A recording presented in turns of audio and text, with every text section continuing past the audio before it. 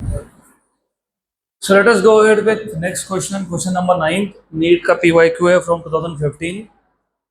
4 gram of a gas occupies 22.4 liters at NTP.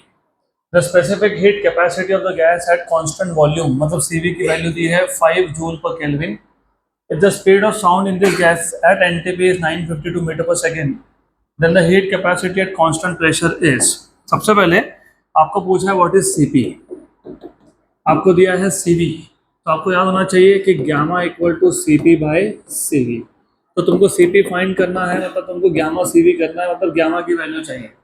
अब gamma की value कहाँ से मिलेगी? तो you must remember speed of sound in a gas is gamma P by row.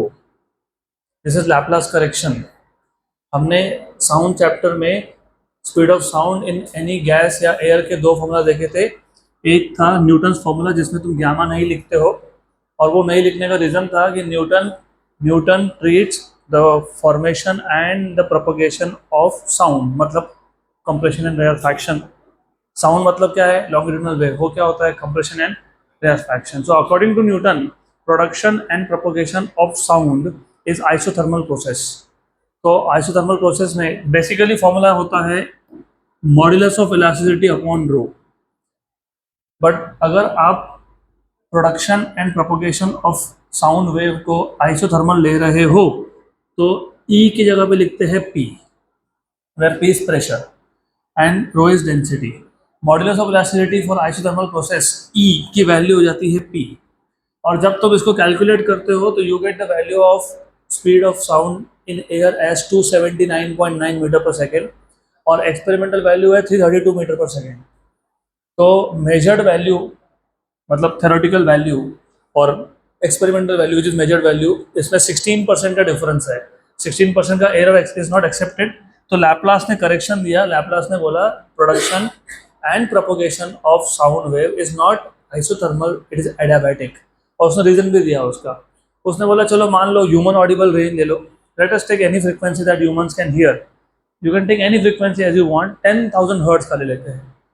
10,000 hurt का frequency मतलब क्या होता है? That the particles of the air will vibrate 10,000 times पर सेकेंड. ये स्लो प्रोसेस नहीं हो सकता है, रैपिड प्रोसेस है. रैपिड होता है एडियाबैटिक. एडियाबैटिक में एक एक्स्ट्रा गामा लगता है which is nothing but ratio of specific heat. इसी को तुम मॉडिफाई कर सकते हो. You can write down gamma P, density is mass upon volume. तो ये आ जाएगा V equals to under root of gamma PV by M. और PV को तुम लिखते हो nRT, और वो पूरा सॉल्व करके आपको मिलता है gamma nRT by M. Right, तो ये आता है फॉर्मूला. तो gamma nRT not nRV, nRT. तो अब मैं डायरेक्टली स्टार्ट करूंगा from this formula assuming that you know the formula. ऐसा अजम्पशन है कि तुमको फॉर्मूला पता है, gamma RT by M. Good. और यू हैव V का वैल्यू, यहाँ से तुमको गामा मिल जाएगा. तो squaring on both sides V square equals to gamma RT by m. तो gamma equals to m V square by RT. तो gamma equals to m is 4 gram. इसको किलोग्राम में कन्वर्ट कर लेते हैं. स्पीड इज 900 एंड समथिंग ना, 952. तो 952 into 952.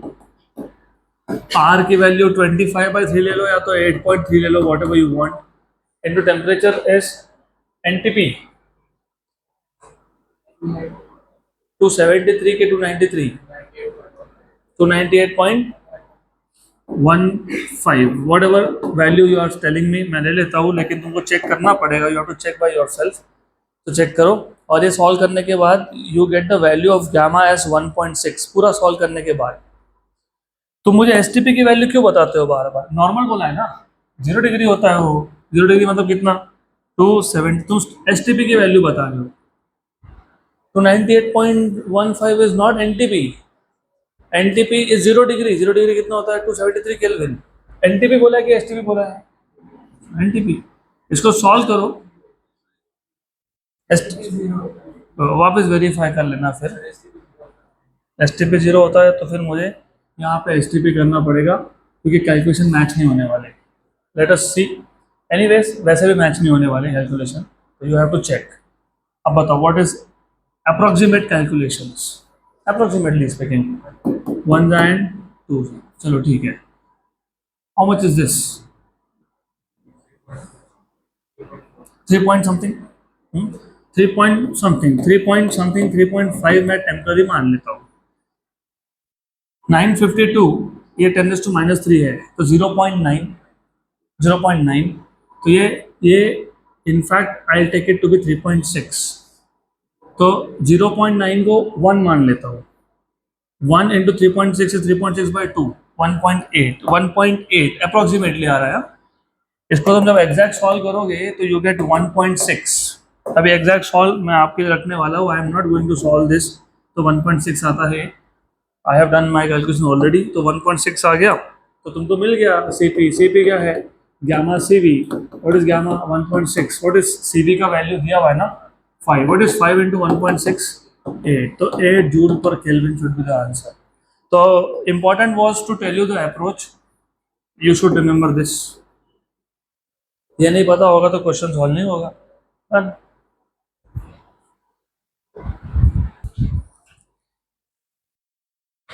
तो ये एनटीपी एसटीपी वैल्यूज चेक करो, otherwise you have to, I have to modify the question, I have to say at 0 degree Celsius, that is 273 kelvin. ये गड़बड़ आपको बहुत जगह पे मिलेगी, most of the times they have messed up with the values. तो यहाँ पे एट 0 डिग्री सेल्सियस कर लूंगा मैं क्वेश्चन में, जोक, सिंपल क्वेश्चन।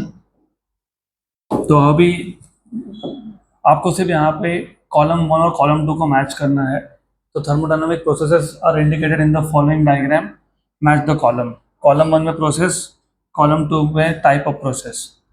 ये देखो सबसे पहले this is process number 1, I just mark down each of this with a different colour. This is process number 1। हाँ, वाई पे हम लोग नॉर्मली प्लॉट करते हैं प्रेशर और एक्स पे प्लॉट करते हैं वॉल्यूम।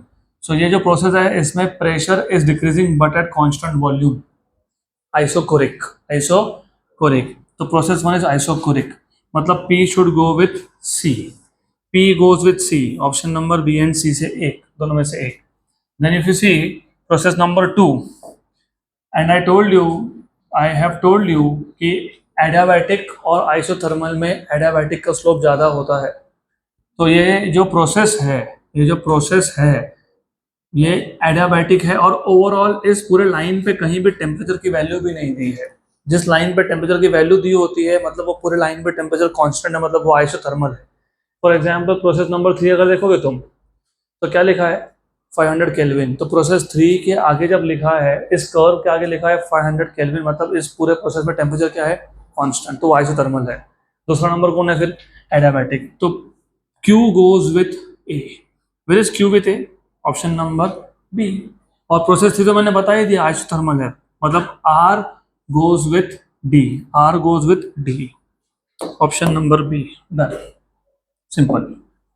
तो सिर्फ आपको प्रोसेस आइडेंटिफाई करना था। What is process number 4, isobaric. तो isobaric S with B, S with B। अभी इसमें भी तुमको टाइम बचाना है तो बचा सकते हो। टाइम कैसे बचता है, you have to first check इसमें से आइसोबारिक और आइसोकोरिक आइडेंटिफाई करना सबसे सिंपल है, सबसे सिंपल। तो पहले आइडेंटिफाई कर लो आइसोकोरिक, वो तो पहला ही था, तो P गोज विथ C। फिर identify isobaric, isobaric is 4 number, तो S goes with B, P with C, S with B, एक ही ऑप्शन है। तो एडियाबैटिक और आइसोथर्मल का कंफ्यूजन खत्म हो जाएगा। अगला question, so will move to home based NEET वाले questions. Home based NEET, again थोड़ा सा ordering in your modules and the ordering here, sequence of the question here, maybe it is little different. A Carnot engine having an efficiency of 1/10, पहले तो आगे पढ़ो उससे पहले बता दो what do you understand by efficiency of 1/10? Tell me in one sentence what is the meaning of efficiency 1/10? Only 10% of the heat is converted to work, 1/10 is 0.1। तो मैंने बताया था एफिशिएंसी होता है work output upon heat input, तो जितना भी input heat आ रहा है उसका सिर्फ 10% is converted to work, which is a bad engine of course. So a Carnot engine having an efficiency of 1/10 as heat engine is use as a refrigerator.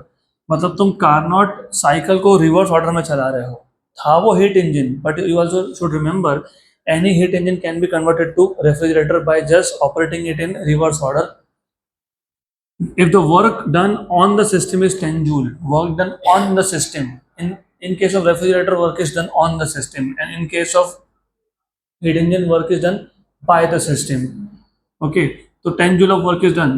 The amount of energy absorbed from the reservoir at lower temperature is amount of heat extracted from the reservoir is.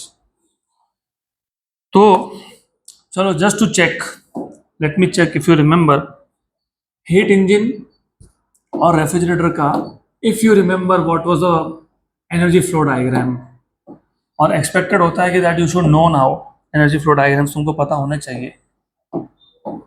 तो if you remember in case of heat engine, ये heat engine है तो ये hot reservoir है, ये cold reservoir है। Cold reservoir is basically nothing but as you know sink.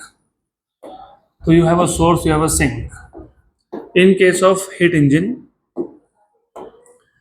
ये cold है। In case of heat engine, Q1 amount of heat is extracted, जिसको तुम QHB बोलते हो, from hot reservoir. Part of it is converted to work, and the remaining is rejected to sink. And in case of refrigerator, it is the other way around.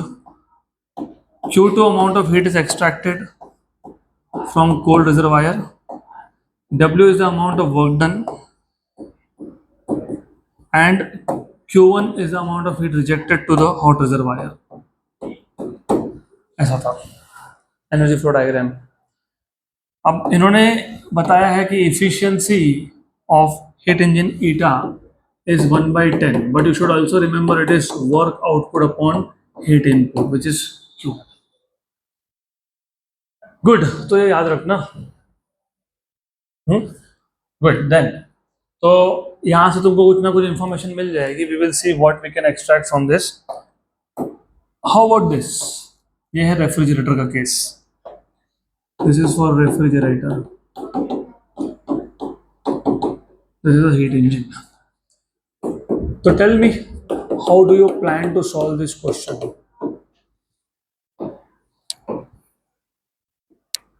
पहले तो question समझ में आया क्या?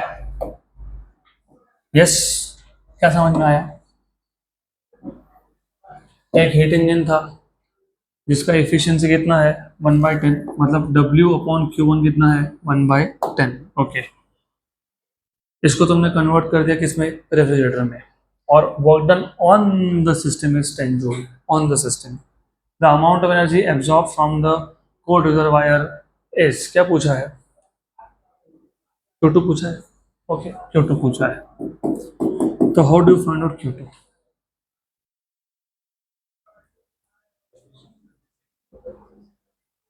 Efficiency will be same. Very good, सही है, क्योंकि same engine है तो एफिशिएंसी विल बी सेम। तो how do you find out Q2? You see from the arrows here, Q2 plus W equals to Q1. So Q2 equals to Q1 minus W.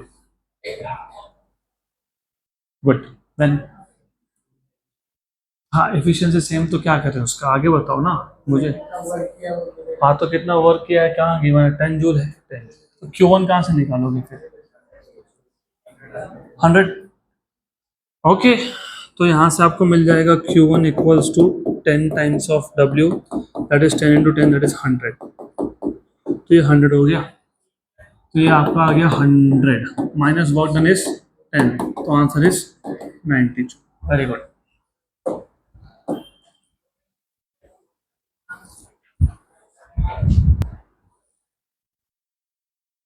Next question, अगला question. Two Carnot engine A and B are operated in succession. Succession इस word को यहाँ पे एक और तरीके से use करते हैं, जैसे कास्केडेड। क्या बोलते हैं? कास्केडेड में क्या होता है? Cascaded, cascaded, whatever it is, so it depends on which type of English you using. तो इन दैट केस पहले इंजन का sink becomes the source of second engine. So two Carnot engine A and B are operated in succession. The first one, A, receives heat from a source at T1 which is 800 Kelvin and rejects to a sink at T2 Kelvin. So sink temperature is T2. The second engine B receives heat rejected by the first engine. तो जो पहले का sink था वो दूसरे का source बन गया and rejects to another sink at 300 kelvin. If the work output of the two engines are equal, work output is same in both the cases, then the value of T2 is. Simple सा question है but अच्छा question है. तो what you have is, आपके पास ऐसा है, you have something like this. ये हो गया पहले का source which is at a temperature of T1. Then the second one, ये पहले का सोर्स था, ये फर्स्ट का सिंक है T2, और जो सेकंड इंजन है, yes, T2 is the temperature of source of second engine and then you have T3 which is sink. तो रिमेंबर ये आपका फर्स्ट इंजन है और ये आपका सेकंड इंजन है.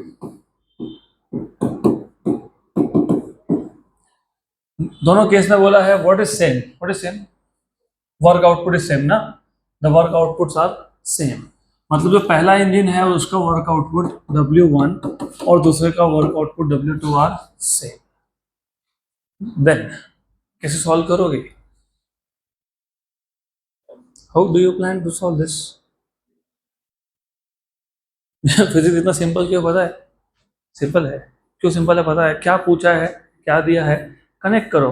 क्या पूछा है? टेम्परेचर. क्या दिया है? टेम्परेचर. T1 एंड T3 दिया है आपको. T1 की वैल्यू है कितनी? 300. T3 की वैल्यू कितनी है? 300. और T2 पूछा है, इसको कनेक्ट करो. कैसे करोगे? What is efficiency? Work upon heat absorb. Work upon. तो what is work? Efficiency into heat absorb. पहले इंजन का एफिशिएंसी मैं eta1 बोल देता हूँ और जो पहले इंजन ने हीट एब्जॉर्ब किया उसको Q1 बोल देता हूँ. W work is again efficiency into heat absorb. इसका एफिशिएंसी कितना है? eta2. इसने कितना हीट एब्जॉर्ब किया? Q2 ना, बराबर तो है. पहले से हीट आया कितना? Q1. वर्क गया बाहर कितना? W1. हीट कितना रिजेक्ट हुआ? Q2. और इसी Q2 को किसने एब्जॉर्ब कर लिया? सेकंड ने. वर्क आउटपुट कितना दिया? W2. हीट रिजेक्ट कितना किया? Q3. सही है? पक्का? Good. What is eta in terms of temperature? 1 minus lower temperature upon higher temperature. मैंने बताया था ये आपको, ऐसा याद रखना उसको. या फिर you can say higher temperature minus lower temperature upon higher temperature. दोनों में से जैसा भी आपको कंफर्टेबल हो. If you remember it was T1 minus T2 by T1. ऐसे था ना ये, where T1 is TH, T2 is TC. Good. Into Q1. What will be eta2? Higher temperature minus lower temperature upon higher temperature. तो eta2 के लिए what is higher temperature? T2 minus कितना? T3 upon कितना? T2 into क्या? Q2. सही है? Good. Then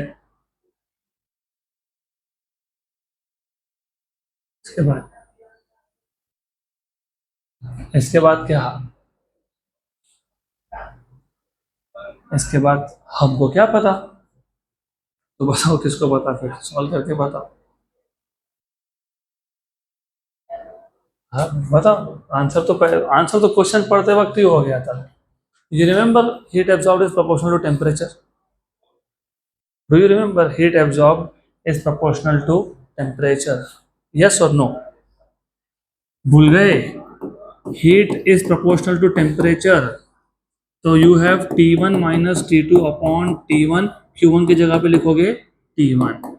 T2 minus T3 upon T2, यहाँ पे लिखोगे T2. बुक्स में और इवन जो मॉड्यूल्स मैंने दिए उसमें सोल्यूशन अलग तरीके से दिया है सेम चीज but it is given slightly different way. तो you have T1 minus T2 equals to T2 minus T3. So you have T1 plus T3 equals to 2T2. So you have T2 equals to T1 plus T3 by 2, which is basically 800 plus 300 by 2, which is 550 Kelvin. Correct हो गया, answer आ गया, answer आ गया, yes. But what about a trick, वही तो important है, ये तो कुछ इंपॉर्टेंट नहीं है इतना. ट्रिक कैस्केडेड में जब जब पहले का सिंक दूसरे का सोर्स होता है, तो जो कॉमन वाला होता है ना, कॉमन पहले का सिंक दूसरे का सोर्स, वो कॉमन, उसका टेम्परेचर हमेशा होता है पहले के सोर्स का टेम्परेचर प्लस दूसरे का सिंक का टेम्परेचर डिवाइड बाय 2, मतलब average. Always it is always the same. If the sink of first becomes the source of second, then the temperature of this common reservoir is the average of the other two reservoirs. So T1 plus T3 by 2. So 800 और 300, 1100 by 2 is 550. Done. Option number C.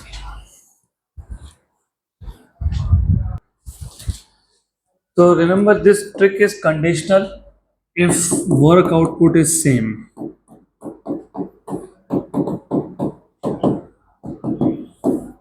क्योंकि हमने जो formula बनाया वो work output same था, इसलिए बना वैसा फॉर्मूला. जब वर्क आउटपुट सेम नहीं होगा तब का तब देखेंगे, फिलहाल तो इसको ऐसा याद रखो.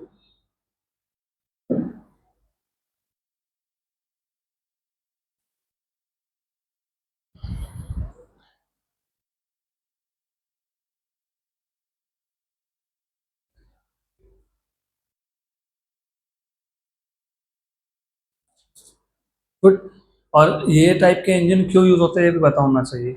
Of course to have less wastage of energy, क्योंकि अगर मैं एक सिंगल इंजन बनाता हूँ तो जो पहले इंजन का हीट रिजेक्शन है वो कहीं और यूज नहीं हो रहा है, लेकिन अगर वो हीट रिजेक्टेड को हमने किसी और इंजन में फीड कर दिया तो देन इट मीन्स दैट जो एनर्जी वेस्ट हो रहा था उसका भी कुछ पार्ट अभी यूज होगा, right.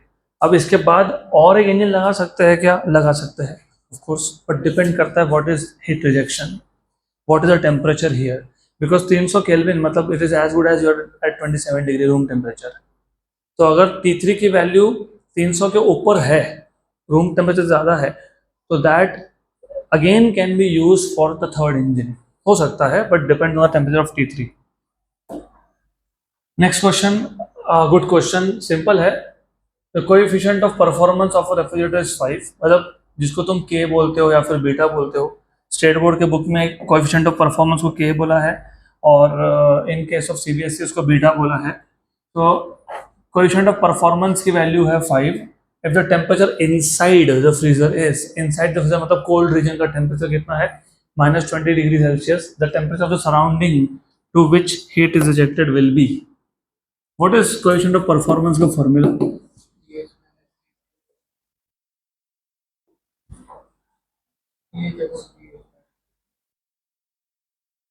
TH upon TH minus TC कि TC upon TH minus TC?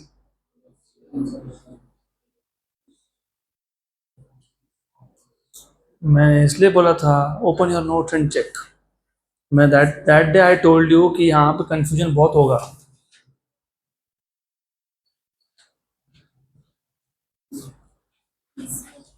TC upon TH minus TC, TC upon TH minus TC. ये वैल्यू है 5. कोल्ड रीजन कितना है, टेम्परेचर कितना टेम्परेचर है, -20 को केल्विन में कन्वर्ट करना पड़ेगा, कितना होगा, 253. सो 253 आएगा, ये -20 डिग्री को 253 केल्विन में कन्वर्ट कर लेना, तो TH -253. सॉल्व कर लो इसको, तो TH इक्वल्स टू 253 बाई 5. मैं शॉर्टकट मार रहा हूँ, ये -253 है, चलो एक स्टेप बढ़ा लेता हूँ, कोई प्रॉब्लम नहीं है. तो -253 shifted there, you have TH equals to 253 by 5 plus 253, मतलब TH equals to 253 कॉमन आ गया, 1 by 5 plus 1 कितना होता है, 1 by 5 plus 1 कितना होता है, 6 by 5. ओके 6 by 5 तो कितना आता है वो, 6/5, 253 into 6/5, approximately 31, क्योंकि ये 250/5 है, that is 50 ना। अरे क्या कंफ्यूजन है यहाँ पे, आई डोंट अंडरस्टैंड। 50 into 6 कितना होता है? 300 केल्विन में है ना, तो डिग्री में लाने के लिए क्या करोगे? -273, तो कितना हो गया? 27। अब मैं 31 क्यों बोला? क्योंकि ये 253 था, मैंने इसको 250 माना है, मतलब मेरा आंसर 27 के ऊपर ही आने वाला है। ये 253 था कि नहीं? हमने क्या लिया उसको? हमने ले लिया उसको 250, तो what ever answer will be greater than 27। 27 से थोड़ा सा बड़ा नंबर एक ही है ना, 31, एक ही नंबर है। फिर भी just for your satisfaction you see 30 point something आएगा आंसर। 253 into 6 डिवाइड बाय कितना करने वाले हो यहाँ पे? डिवाइड बाय कितना है? 5, डिवाइड बाय 5 कितना आ गया? 303.6, ये केल्विन में है। 303.6 माइनस 273, 30.6, तो 303.6 इन kelvin, 303.6 in Kelvin and 30.6 in degree Celsius, which is option number D. Next question. A refrigerator works between 4 degree मतलब TC की वैल्यू and 30 degree Celsius मतलब TH की वैल्यू। तो cold reservoir is at a temperature of 4 degree Celsius and hot region is at 30 degree Celsius. It is required to remove 600 calories of heat every second. मतलब basically तुमको ये Q2/T दिया है। It is required to remove मतलब heat extracted, और heat extracted मतलब QC होता है, मतलब Q2 होता है, और साथ में एवरी सेकंड लगा दिया। एवरी सेकंड लगा दिया मतलब तुमको Q2/T या QC/T की वैल्यू दी उन्होंने। But in order to keep the temperature of refrigerated space constant, मैंने इसलिए ना मैं बेसिक थ्योरी पे बहुत ज़्यादा ध्यान देता हूँ। आई told you what is the process of refrigeration. Refrigeration is the process of extracting heat from a colder region and rejecting it to hotter region and also maintaining the temperature below ambient temperature। मैंने वो definition बताया था। मतलब सिर्फ heat extract करना एक काम नहीं है, उसका टेम्परेचर मेंटेन करना भी काम है। तो द पावर होता है वर्क अपॉन टाइम। क्या होता है? Work upon time. Power is work upon time. Do you remember beta के दो फॉर्मूला हमने देखे थे? कौन से दो? हाँ, QC/W, और इसी को तुमने लिखा था if you remember QC/QH minus QC। इसी को तुमने लिखा था TC/TH माइनस TC। तो इन दोनों को यूज कर लिया तो तुम्हारा काम हो जाता। You could have just use this QC/W equals to TC/TH minus TC। तुमको पूछा है power is work upon time, लेकिन यहाँ पे QC खुद दिया हुआ है पर सेकेंड में, मतलब अपॉन टाइम। इसका मतलब तुम सिर्फ वर्क निकाल लो, जो भी वर्क का वैल्यू आएगा वही आंसर है, क्योंकि ये जो है ना ये खुद एनर्जी अपॉन टाइम है, एनर्जी अपॉन टाइम है ये खुद। तो अगर मैं फॉर्मूला को थोड़ा मॉडिफाई करता हूँ तो W वहाँ गया, ये आ जाएगा, W वहाँ गया तो ये इधर आ जाएगा TH माइनस TC/TC। ये तो केल्विन में और केल्विन कैंसिल हो जाएगा, तो दिस इज डायमेंशनलेस क्वांटिटी। तो you will have into QC, लेकिन QC खुद क्या है? तो अपॉन टाइम है ना, तो यही पावर है, दिस इज पावर इटसेल्फ। तो what is the value of TH? 40 degree converted to kelvin. एक काम करना, सुनो थोड़ा यहाँ ध्यान दो, घाई गर्दी बिल्कुल नहीं करना, यहाँ ध्यान दो।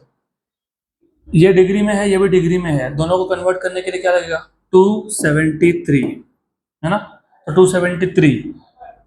What is temperature here? Do you remember difference in temperature in degree scale या फिर केल्विन स्केल सेम आता है। तो ये तुम नहीं भी करते कन्वर्ट तो भी चलता। तो TH की वैल्यू कितनी थी? 40, और TC की वैल्यू कितनी थी? 4। डिफरेंस कितना है? 26। तो TH माइनस TC 26 ही आने वाला है। डिफरेंस है इसके लिए, difference is always same in degree scale और केल्विन स्केल। TC कितना है 4 डिग्री, उसमें 273 ऐड करोगे तो 277। व्हाट इज QC 600, बट वो 600 कैलोरीज है। क्या है वो 600 कैलोरीज, तो मल्टीप्लाई बाय 4.2, तो रिमेंबर QC इज 600 कैल, तो it is 600 into 4.2 joule. 1 cal is 4.2 joule, तो 4.2 आ गया इधर जूल्स में। आंसर वैट में है, इसके लिए मेरे को वो कन्वर्ट करना पड़ा क्योंकि आंसर वैट में, watt is joule per second, it is not calorie per second. अब इसको सॉल्व कर लो। रफली तो यहीं पे हो गया आपका आंसर अप्रोक्सीमेटली। कैसे अप्रोक्सीमेटली बोल रहा हूँ, 1 एंड 10, ये भी हो गया कैंसर। व्हाट इज 42 6 250 के आसपास, तो 250 के आसपास, 250 के आसपास एक ही आंसर है 236.5। तो ठीक है 236.5 बराबर ना, 236.5 watt. Option number C, check भी कर लेते हैं, ऑप्शन सी होगा, सी है।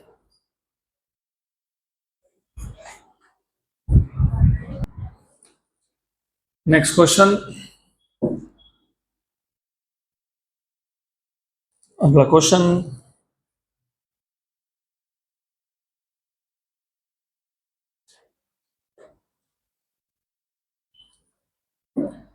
वही सेम क्वेश्चन है, से पूछने का तरीका अलग है।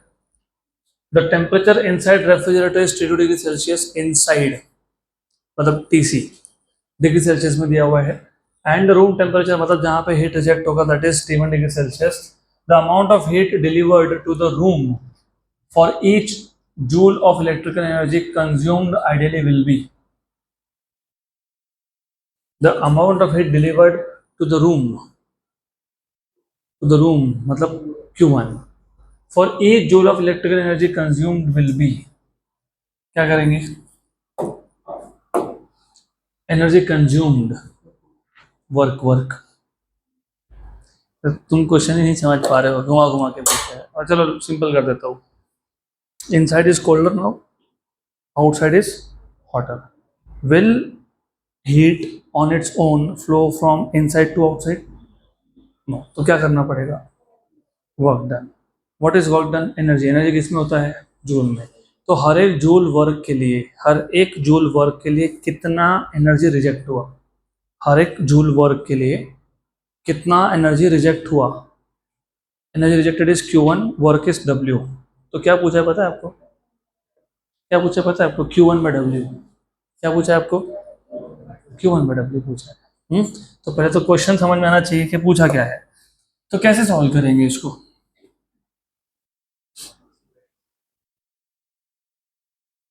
TC by TC something. इतना क्यों कंफ्यूजन है, समझ में नहीं आता है, व्हाई। व्हाट इज वर्क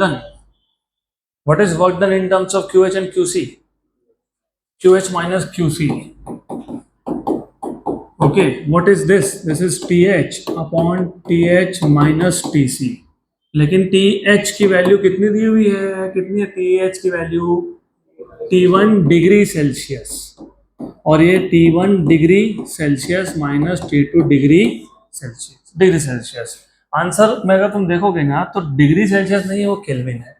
तो एक काम करो, T1 प्लस 273, और ये अभी बताया मैंने डिग्री सेल्सियस में या केल्विन में डिफरेंस होता है सेम, फिर भी तुमको लगता है कैसे होता है, तो ऐसे होता है। तो ये ऐसे होता है, दोनों को केल्विन में कन्वर्ट किया क्या, यस। ब्रैकेट ओपन कर दिया क्या, यस। ब्रैकेट ओपन कर दिया तो ये क्या हो गए, कैंसल। तो आंसर क्या आ गया, T1 plus 273 upon T1 minus T2। कहाँ पे आंसर, ऑप्शन नंबर सी कि डी, सी पक्का। क्वेश्चन नंबर 5, आंसर क्या दिया हुआ चेक करो, क्या दिया हुआ है, डी, है ना। Answer is D. Amount of heat delivered to the room for each joule of work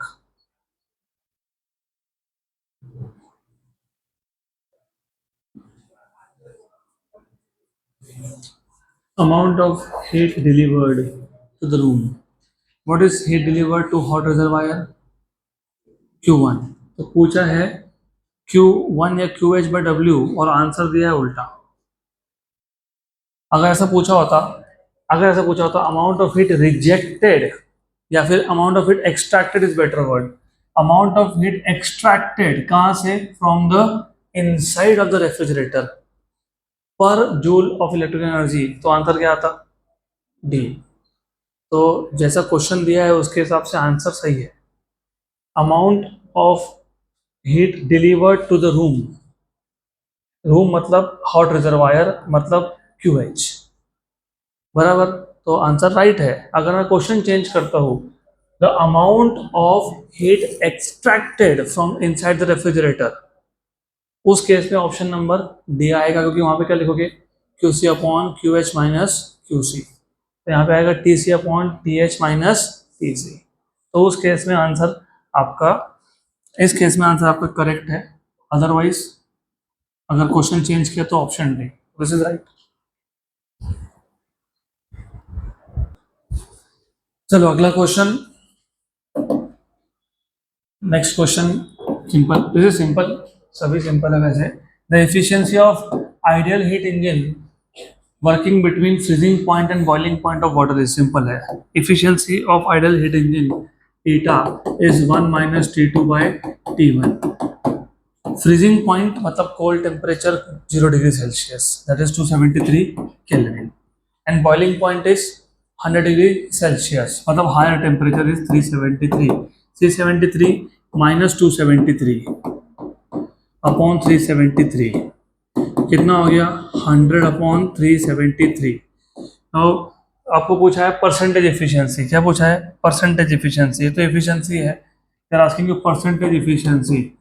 percentage efficiency क्या करते हो? मल्टीप्लाई बाय क्या करते हो? 100 है ना. तो क्या आएगा आंसर? 26.8 अप्रोक्सीमेटली. 26.8. कैसे? चलो ध्यान दो, यहाँ पे बहुत ही कंफ्यूजन रहता है. 100/400 होता तो 1/4 होता. 1/4 कितना होता? 0.25. डिनोमिनेटर को छोटा करना मतलब नंबर को बड़ा करना. 400 से कम है. अगर 400 होता तो 25% बन जाता, लेकिन डिनोमिनेटर 400 से छोटा है तो ओवरऑल नंबर 25 से बड़ा आएगा, थोड़ा सा बड़ा आएगा. That is 26.8. That is 26.8% of efficiency.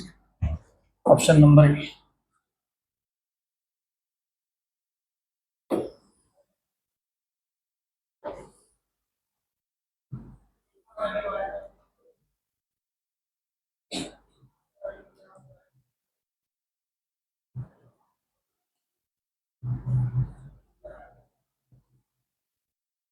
Quick.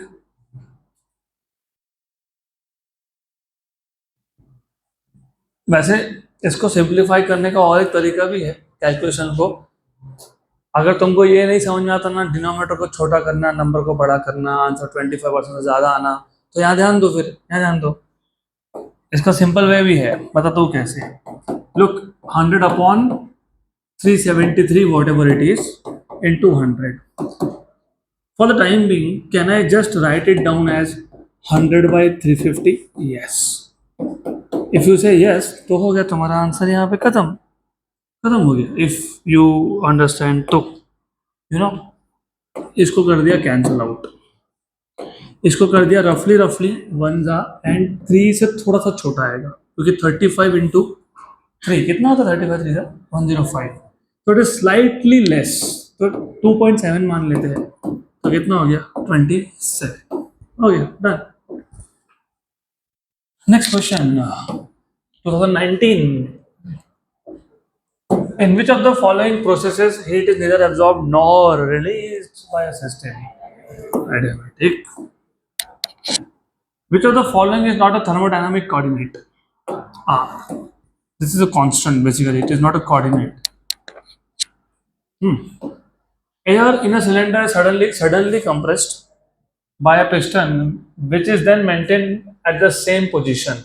Suddenly compress किया और same position पे छोड़ दिया. With the passage of time, the pressure decreases, the pressure increases, the pressure remains the same. The pressure may increase or decrease depending on the nature of gas. बताओ. बताओ. Decreases. I want with explanation also. Hmm.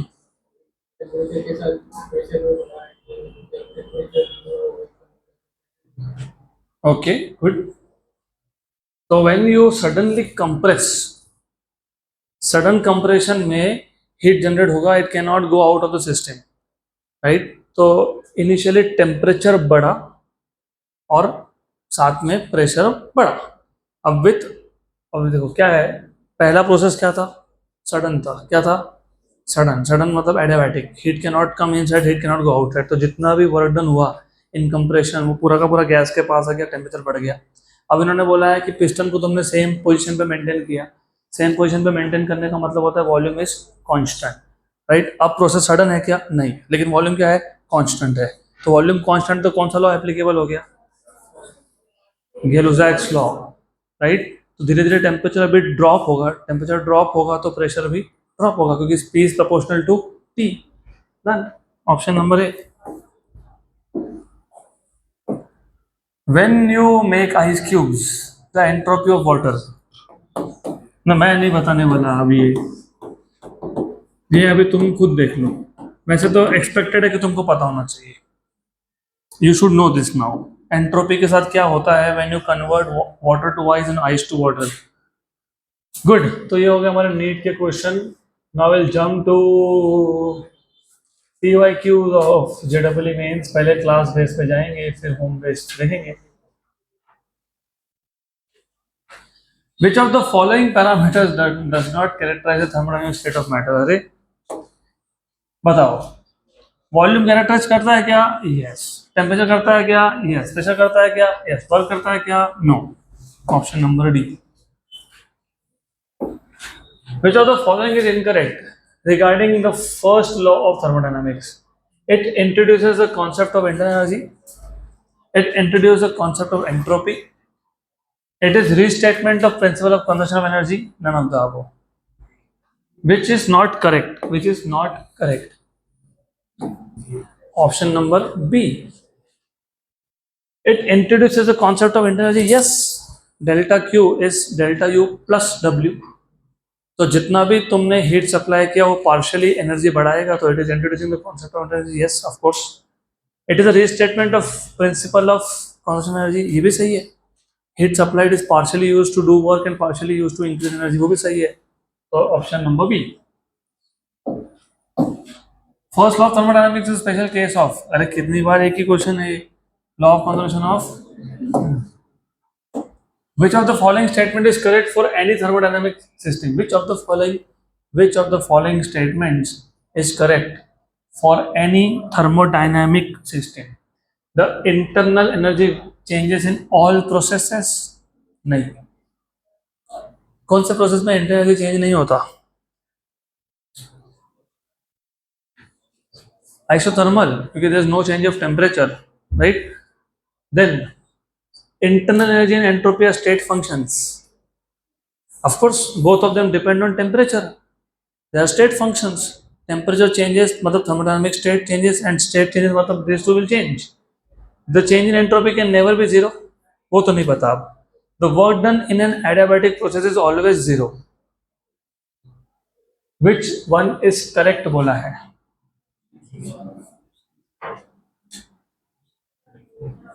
Correct. Internal energy हर एक process में change होता है क्या? ये तो incorrect है ना. तो ये तो इनकरेक्ट है. Internal energy and entropy are state functions. Yes, ये करेक्ट है. The change in entropy can never be zero. ऐसा नहीं होता, हो सकता है जीरो. तो ये भी इनकरेक्ट है. Work done in adiabatic process zero होता है क्या? नो. तो ऑप्शन नंबर बी.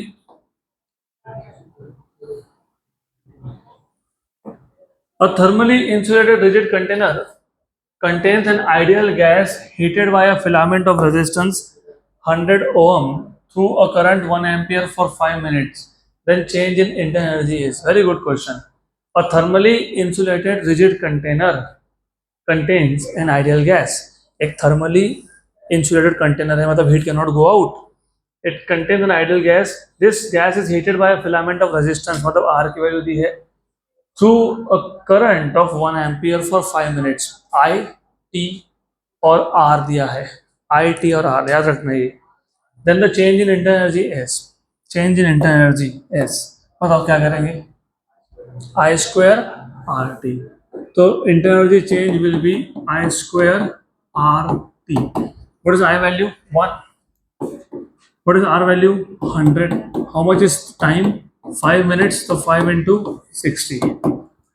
हो गया 30 किलो जूल. 5 into 6 30 और ये 100 और ये 10 तो 1000. तो 30,000 जूल हो तो 30 kilo joule. Done done. Option number D. Simple simple. है नहीं क्वेश्चन, वेरी सिंपल. अभी आएंगे डिफिकल्ट भी आएंगे.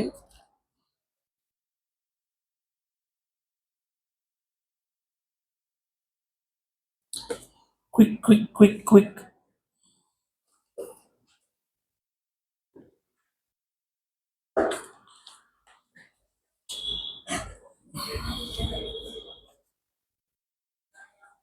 जल्दी जल्दी. Fast fast.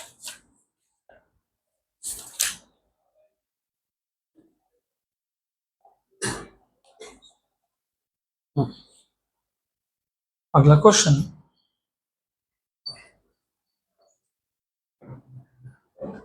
ये पता है कहाँ से आया? पता है? नहीं पता. जब एक फिलामेंट में से करंट पास होता है तो याद रखना power power is V I, या फिर power is V square by R, या फिर power is I square R. और पावर होता है वर्क अपॉन टाइम, मतलब एनर्जी अपॉन टाइम. तो मैंने बताया भी था energy is V I T. मैंने बताया था आपको याद रखने के लिए. आपके बैच नहीं बताया था शायद. मैंने बोला था कि फेमस कॉलेज है पूना में, उसका नाम है वी आई टी. तो याद रखना energy is V I T. Good. तो energy is V I T ऐसा याद रख लो. या तो फिर यही यही पावर को लिखोगे E बाई टी. तो what is energy from here? I square R T. अब जो एनर्जी है, किसकी एनर्जी है? सर्किट का. सर्किट में करंट है और सर्किट में रेजिस्टेंस है. जिस सर्किट में करंट हो, रेजिस्टेंस हो, उस सर्किट का एनर्जी है वो हीट में कन्वर्ट होता है बिकॉज ऑफ रेजिस्टेंस. तो यही एनर्जी बन जाएगा हीट. और वही हीट क्या कर देगा? Delta U, because there is no moving part. तो फर्स्ट लॉ ऑफ थर्मोडायनेमिक्स के हिसाब से जितना भी हीट जनरेट हुआ it will only produce heat, मतलब it will only increase internal energy, क्योंकि वर्क डन तो होने नहीं वाला. There is no moving part in the system. So whatever heat is generated due to resistance, it will increase internal energy. So that is why you can write down Q equal to delta U equals to I square RT. I was expecting कि तुमको ये पता होगा. मैं वापस एक बार repeat कर देता हूँ. कुछ नहीं है क्वेश्चन ऐसा था. एक गैस है आइसोलेटेड, उसमें एक आइडियल गैस है, उसमें एक फिलामेंट है. फिलामेंट से तुमने 1 एम्पियर का करंट 5 मिनट के लिए पास कर दिया. 1 ampere for 5 minutes through resistance of 100 ohm. तो जो करंट पास हो रहा है, करंट मतलब electrical energy, because of resistance this electrical energy will be converted to heat, that is Q. And from first law of thermodynamics Q equal to delta U plus W. But since there are no moving parts, मतलब there is no motion of the piston, मतलब work done is 0. तो ये जो heat generate हुआ वो किस में convert हो जाएगा? Delta U. एनर्जी इंक्रीज कर देगा, राइट. बट एनर्जी का फॉर्मूला फॉर करंट होता है, 3 फॉर्मूला होते हैं. V I T, V is voltage, I is current, T is time. आपको वी दिया था क्या? नहीं. दूसरा होता है V square T by R. V square T by R, same problem. Do you know V? No. Other formula is I square R T. Do you know I? Yes. You know are? You know T? Yes. तो what ever heat is generated it is increasing energy, that is given by I square R T. तो तीनों में से कौन सा formula use करना है वो डिपेंड करता है तुमको पैरामीटर क्या क्या दिए. If they tell you current, voltage and time, this one. if they tell you voltage, time and resistance, the second one. And if they tell you current, resistance, and time, then this I square RT. A system goes from state A to B via two processes, 1 and 2 as shown. If delta U1 and delta U2 are the changes in internal energy in the process 1 and 2 respectively, then delta U2 is greater than delta U1, delta U2 is less than delta U1, and delta U1 is equal to delta U2. Relation between delta U1 and delta U2 cannot be determined. बताओ जरा answer बताओ इसका. It is a joke. So I want to know. Option option C. Why?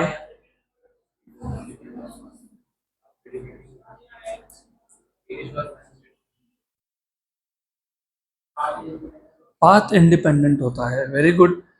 Work done and heat is path dependent. लेकिन change in internal energy depends only on initial and final states. In both the cases, initial and final states are same. 100 joule of water, sorry, 100 gram of water is heated from 30 to 50 degrees Celsius. Ignoring the slight expansion of water, क्योंकि when you heat water it slightly expands, उसको ignore कर दो. The change in internal energy is specific heat is given to you 4184 joule per kilogram per Kelvin. तो 1 kilogram water का temperature 1 kelvin से increase करने के लिए 4184 joule of energy is required. तो 100 ग्राम ऑफ वाटर था, इसको तुमने 30 से 50 कर दिया, मतलब delta T change in temperature is 20 degree Celsius, that is 20 kelvin also. Expansion को भूल जाओ, मतलब वर्क डन मत काउंट करो, क्योंकि एक्सपांशन मतलब इंक्रीज इन वॉल्यूम और work done is related to increase in volume, उसको काउंट मत करो. तो जो भी हीट सप्लाई कर रहे हो इट विल ओनली इंक्रीज. अरे Q equal to delta U plus W. W लेना है क्या? नहीं. क्यों नहीं लेना है? क्यों नहीं लेना है? इन्होंने बोला है इग्नोर. किसको इग्नोर? Slide expansion. मतलब डेल्टा V छोड़ दो, जीरो मान लो. डेल्टा V जीरो तो वर्क डन जीरो हो गया. गुड. अब बताओ कि what is change in energy? Change in energy is the heat supplied. Heat supplied is ms delta T, if you remember. Thermal properties of matter 11th का chapter number 7 था, और Newton's law of cooling में मैंने वापस बताया था. Okay, अब बता दो answer. What is the mass? 100 ग्राम को किलोग्राम में लिखना पड़ेगा, क्योंकि स्पेसिफिक हीट पर किलोग्राम में दिया हुआ है. What is specific heat? 4184. And how much is delta T? 20 degree 20 kelvin, सब सेम है, क्योंकि डिफरेंस सेम होता है. सेम होता है कि नहीं? अब एक काम करना, इस 20 को और 0.1 को 2 बना दो. 4184 इंटू 2 कर लो. What is 4184 into 2? 4 का डबल 8, 1 का 2, बताओ. 8 8 3 6 8 6 8. Okay, 6 8 joule. तो 8.368 किलो जूल, मतलब 8.4 किलो जूल के आसपास. Option number B.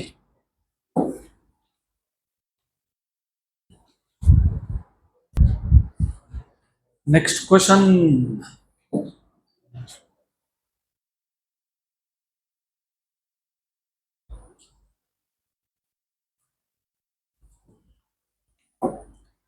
Two moles of ideal helium gas.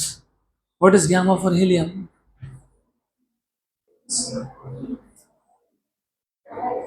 5/3. It is monatomic gas, inert gas है वो, monatomic है वो, 1.66. So 2 moles of ideal helium gas are in a rubber balloon at 30 degrees Celsius. The balloon is fully expandable and can be assumed to require no energy in its expansion. No energy in expansion. Free expansion. Good. The temperature of the gas in the balloon is slowly changed to 35. 30 से 35 कर दिया. The amount of heat required in raising the temperature is nearly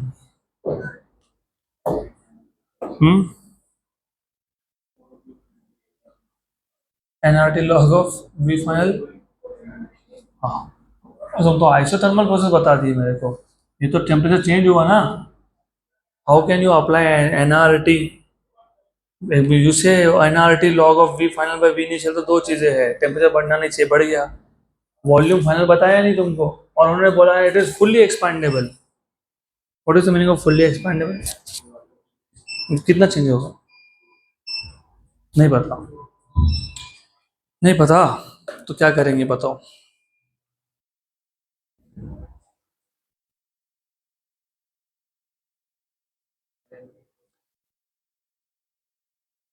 amount of heat required amount of heat required is either ncpdt or ncpdt.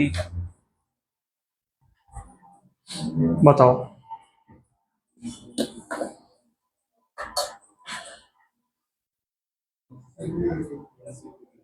cp pressure constant है, volume तो expandable है, तो फिर एनसीपीडीटी.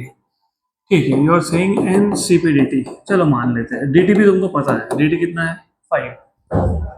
N भी पता है, yes. CP, helium is monoatomic. Mono atomic gas का CP CV पता होना चाहिए. CV 3r/2, CP 5r/2. 2